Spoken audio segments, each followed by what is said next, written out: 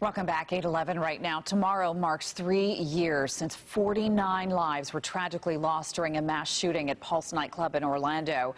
The day may be heavy, but our city uses it as an opportunity to prove that love will always overcome fear and hatred. And joining us this morning to talk about that is Barbara Poma, the owner of Pulse nightclub, and Orange County Sheriff John Mina. Great to have both of you. Thank you for being with us this morning. So let's talk a little bit about yesterday, because it was a big day. You had representatives there, Demings and Soto and Murphy, talking about this new designation for the Pulse Memorial. Give us a little bit of the highlights of what happened. You know, it's a really important designation for us. It gives our families and survivors and first responders the dignity that they deserve for what they endured that day. It also puts us part of the national system, which is important for historic purposes. We want to make sure that long after we're gone and we're not here to tell the story anymore, you know, that our country has recognized what happened here, and they recognized the fact that it was a national terrorist attack. So it really just goes to part of how important this is in our history. Where are you guys in the process of coming up with an actual memorial? I know you guys are getting architectural designs, that type of thing.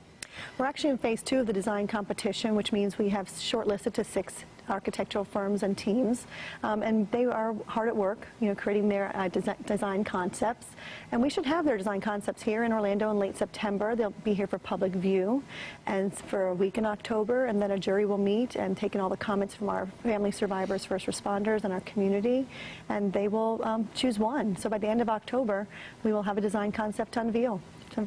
Do you have a date in mind, or a year even in mind, of when do you think it will all be complete? You know, we're hoping June 2022. Okay. It'll be complete and opened. Okay.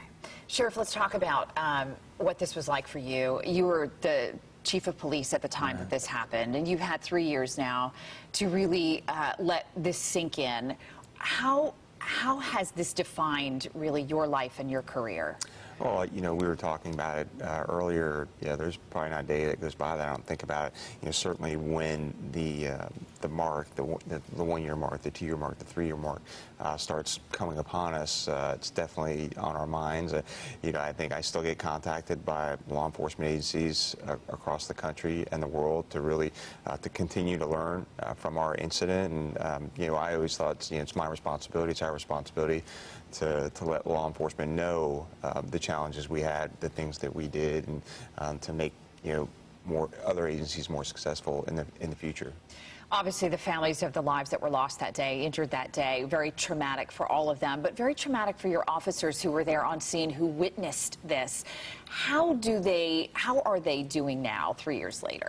Yeah, so, you know, I just put messaging out to all the men and women in the Orange County Sheriff's Office as well, and I know they do that at the Orlando Police Department, to remind people that we have services in place for PTSD, whether it's the Employee Assistance Program, whether it's UCF Restores, or their own health care provider. To, you know, and I say this all the time, it's okay to not be okay. What's not okay is to not get help.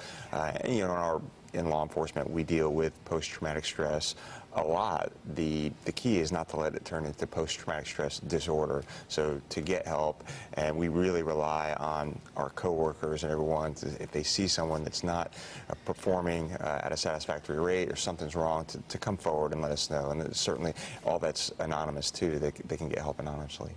Barbara, tell me about the bond that you have created with all of these families over the last 3 years. I imagine these are lifetime bonds now. They are. You know, everyone's life has changed. They have a special bond amongst themselves. Only they understand. They have common experience that they feel every single day. For me, I consider it an honor and a privilege to really get to know them, that they've let me into their lives, to learn about their loved ones, to hear their stories.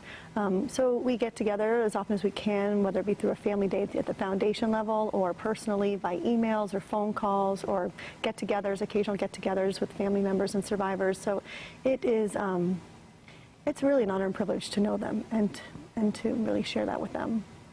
The folks at home, not everyone is going to be able to come down tomorrow and be part of the ceremonies. What do you want them to know about tomorrow and the importance of that day?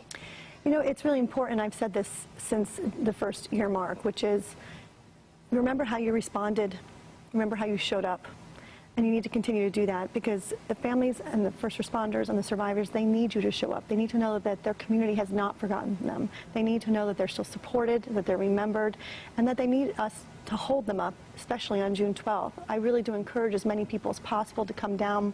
We've made it easier. There's a partnership with Lyft for a promo code for them to get there. I know parking is always a challenge, but we ask you to please show up for them. Absolutely. Big thanks to both of you, and thank you for all you've done for our community over the last 3 years. Thank All you. right, Barbara Pomo, Sheriff John Mina, thank you so much. And Kristen, we're going to talk about more details about the plans for tomorrow. We'll, of course, be talking about it all morning long, letting people know how they can take part in it. Right now, let's